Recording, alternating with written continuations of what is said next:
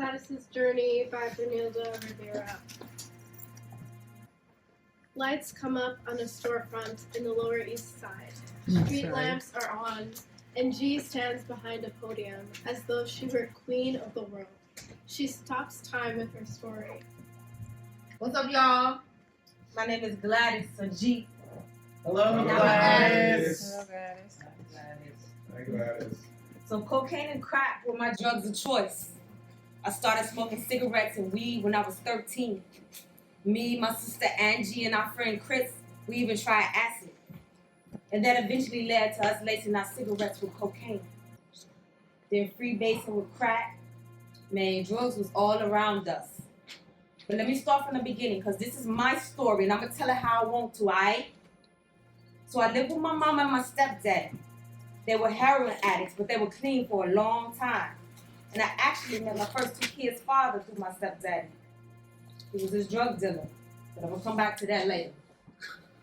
So I moved around a lot between my parents and my grandparents' house growing up. My granddad was an alcoholic, a Vietnam vet, and he molested some of his grands. Yo, he fondled me mostly, and I ain't never had sex with him, and that, but that shit still wasn't right, you feel me? But I don't see him as a horrible monster the way y'all might see him. I feel like something had to happen to him over in that war, I don't know. So I had my first baby when I was like 16, 17. His name is Pedro Jr. Pedro Sr. was this fine-ass Dominican brother who was my stepdad's dealer, right? So I said that shit already. Well, that's how we met. Then I had Tina a few years later. I smoked weed mostly with them. Then after Tina was a few months older is when I started smoking crack.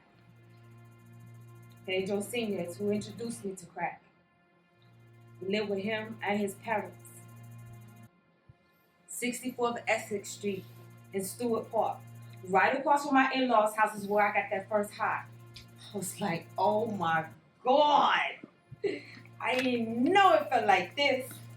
Yo, I just wanted some more and some more and some more, you know what I'm saying?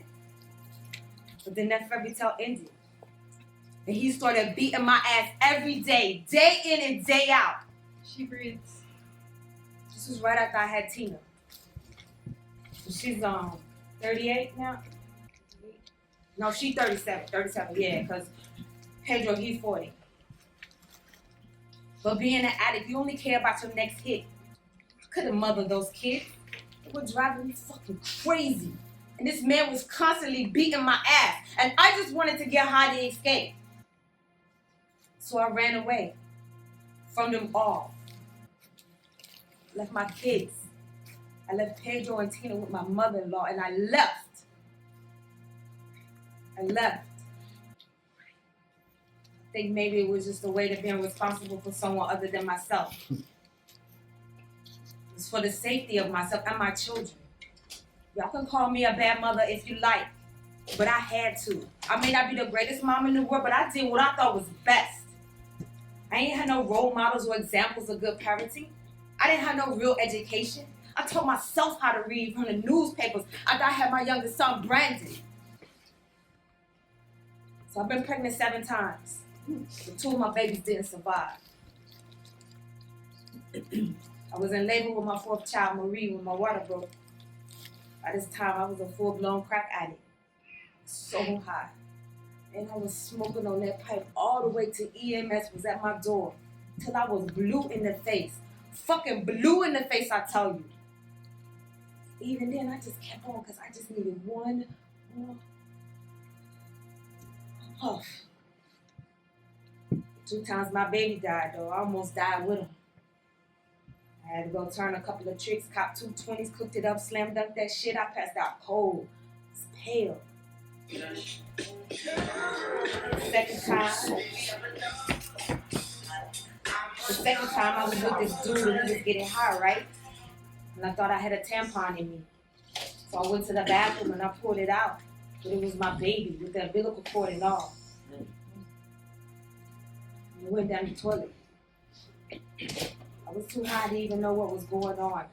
My body felt like it was just up in the clouds, and it was just a feeling that, I can't even explain. It's just so much to tell y'all. I get tongue-tied sometimes and I be all over the place. But if you listen, you'll follow along. You hear me? She takes a deep breath and looks into the audience. I'm gonna be real with y'all. Smoking, it just feels so damn good. Better than anything else I could feel at that time. You know, honestly, I left because of the abuse of that father. I couldn't take that abuse no more. It was a fucking rag doll. Yes, I tried to fight him back. Y'all remember them buckle belts that we used to wear? Man, I started whipping his ass with that belt. He tried to rip my eyes out my socket. Maybe that's also why smoking felt so good. It numbed the pain. Him and I, we cordial now. We trying to like mend things. But he trying to get his foot back in the door, if you know what I mean. And I'm like, nope, we not doing that. We can be friends, but we will never be that again. Y'all, just this past weekend, I'm at his house watching my granddaughter's newborn twins, right? He's in there watching me walk, trying to touch me all on my butt. Like, grow up. He ain't got no respect for women. He gonna keep calling our daughter and our granddaughter some weak bitches. And you think I'm gonna get back with you? I don't play about my kids no matter how good or bad our relationship may be currently. So look, I got Pedro, he 40, Tina, she 37, Nicole 36, Marie 33, and my baby Brandon is 27. Nicole and Marie's dad is Cuban. He was a crack dealer too. He gonna ask me if I want to hang out with him one night. I said, hell no, I want what you got. He was abusive too. But yo, Brandon's dad was this fine ass, 6 foot tall, stocky Jamaican biker dude, right? One night stand. He asked me the same thing. You wanna hang out with me? Hell yeah, with your fine ass. I said. That was a difficult conversation that I had to have with Brandon when he got older. My biggest regret though has been with Marie. I smoked the entire pregnancy. My baby has her issues all because of me. And I know this. But the same way I had to let go and let God handle my grandfather, she gonna have to stop blaming me for things going on in her life. Nicole, she out in the streets just like I was at her age. I had to take a mental health request out on her a few years ago. Now she hiding from me. She ain't doing good, y'all. But I'm telling you this, as soon as I get my health together, I'm gonna go find my baby. The streets will chew me up and spit me out. And I had my face cut out, been raped, assaulted, been a prostitute, a criminal, spent time in jail. A lot of shit has happened to me. Man, these streets is a street for a reason. If you own them, it's hard to get off. Because things happen, you know? That monster, that addiction influence gets a grip on you, you gotta decide for yourself when you had enough. You don't understand addiction until you hit rock bottom.